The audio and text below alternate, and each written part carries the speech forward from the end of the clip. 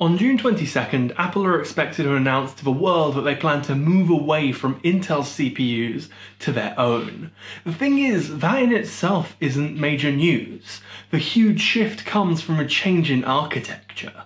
To greatly oversimplify, an architecture is the set of instructions that software can use to communicate with your processor. If you didn't already know, most desktop processors use an architecture known as x86, an architecture that was first introduced back in 1978. This means that although it can support almost any hardware you throw at it, and that most software is designed with it in mind, it can be pretty inefficient. This was a large issue when mobile phones first rolled around, as the inefficiency meant that it consumed way more power for the same amount of output, and therefore companies like Qualcomm looked to the ARM architecture. Now, ARM isn't that much newer than x86, but they had a very different approach. ARM was designed to be as streamlined as possible, meaning it works better in power-limited processors, but it also means that programs designed with x86 in mind aren't able to communicate with ARM processors without some computationally expensive translation. So why not just use ARM processors for everything?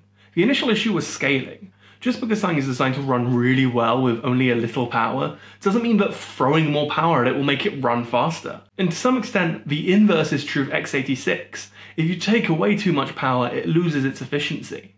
The other issue is that most operating systems are designed with x86 in mind. Both Windows and macOS run exclusively on x86, with Windows 10 only recently getting an ARM version, and even that relying heavily on emulation for many apps. The other key difference is in the processors themselves. The majority of x86 processors are designed with cores that are all the same strength. Now, due to manufacturing tolerances, realistically some cores will be slightly higher than others, but as far as Intel and AMD are concerned, they are all designed to run the same.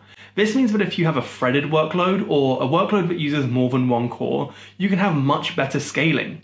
8 cores, theoretically your process can run 8 times faster. The thing is, mobiles aren't used for the same kind of sustained workloads as PCs and laptops, so all mobile chip manufacturers use what's known as a big little architecture. This means that there are a few big cores designed for bursty workloads like opening a web page, but there are mostly little cores. This means that a processor can be more efficient whilst also being sufficiently powerful. To show that off though, let's take a look at a quick example.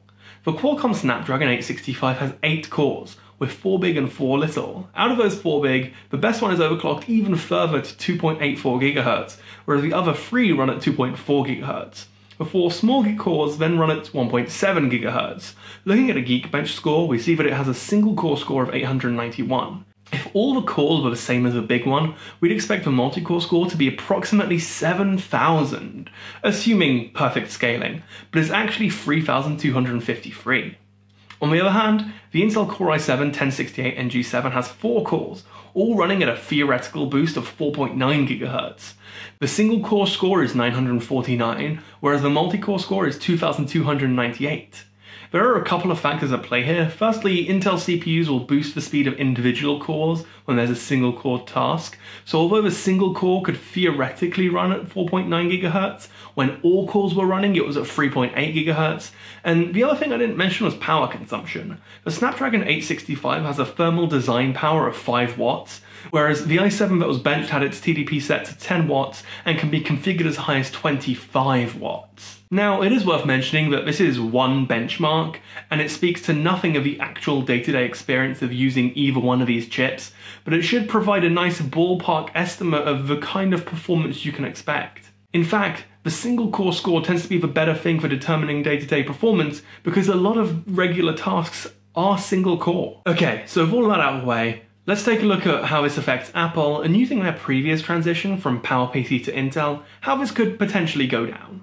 First of all, as the transition is announced, I expect Apple will show off some form of ARM-powered hardware, or maybe even software, to allow developers to start moving their software over.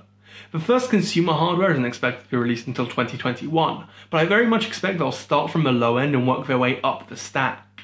That means that I expect they'll start with all of the MacBooks, and maybe even an ARM version of the iMac, with iMac Pro and Mac Mini following through either late in 2021 or early 2022. By the end of the year, I anticipate there will be ARM versions of almost all of their computers except maybe the Mac Pro. And to aid in this transition, there will most likely be some emulation software which will allow for the ARM devices to run x86 software. But much like the PowerPC transition, don't expect that to last forever. This doesn't even mention the reverse. What if 5 years from now there's a macOS app released that is really great but designed for ARM and you want to run on your Intel-based MacBook? Expect it to run very inefficiently, if at all. As time goes on, only higher and higher end Intel devices will support macOS before being entirely phased out. In fact, 5 years is exactly how long it took Apple to stop supporting macOS on PowerPC devices, so there may be a similar transitional period. After 7 years, Apple hardware reaches obsolete status. So by 2028, expect that almost all Intel hardware will be obsolete. And at this point, as far as Apple are concerned, the Intel-powered devices no longer exist. Apple will stop servicing these devices and will also no longer provide parts to repair shops. There is a major benefit to this, however, and it's that Apple will be one step closer to a universal operating system for both Mac and iOS devices. Apple have slowly been moving towards this thanks to Project Catalyst, a tool which allows iOS apps to, again oversimplifying here, be translated so they run on macOS. With iPadOS gaining trackpad support, is it possible that macOS is going to receive some kind of touchscreen support? Now, none of this explains why only Apple can make it work. Microsoft already tried on 2 separate occasions, initially with the Surface RT and now with the Surface Pro X. Though part of the problem is definitely Microsoft, Windows 10 just doesn't have the same capabilities in ARM due to lack of support when trying to use any professional application, or the fact that at £999 it's basically the same price as any other laptop using an x86 processor, meaning that it's a lot of hassle for perceivably little benefit, means that it just hasn't taken off. You see, with Windows being the default option for non-Apple computers, you have to offer something the others can't to drive sales. But Apple? Well, if you want macOS legitimately, you need to buy a device from them. Meaning if they take the plunge on ARM processors, you have no choice but to go with them. Sure, you can use your Intel-powered laptop for the next few years, but sooner or later you will be moving to ARM. For everyone's sake, I do honestly hope this works out. For better or for worse, companies tend to follow Apple's lead, and great ARM-powered laptops will hopefully lead to a world where not only is it possible to have a full Windows 10 experience on one, but that experience will have a battery life of over 24 hours. So I guess that's it. 2028 will mark the official end of the Intel and Apple partnership, valued in the hundreds of billions of dollars over the last 15 years. With AMD snapping at Intel's heels in the high end and incredible efficiency coming from ARM processors in the low end, it looks like Intel is the company who will suffer most from this move.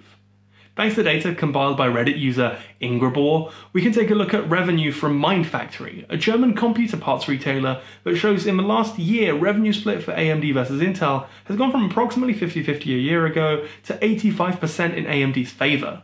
What makes that even more telling is that it doesn't factor in the expected slam dunk of the Ryzen 4000 series coming out later this year.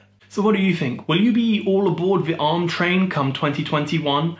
Leave your comments below. If you liked this video, make sure to click like. If you didn't, I'm not quite sure what you're doing here. You can subscribe to watch more, or like click here to watch the previous video. But yeah, I'll see you guys next time.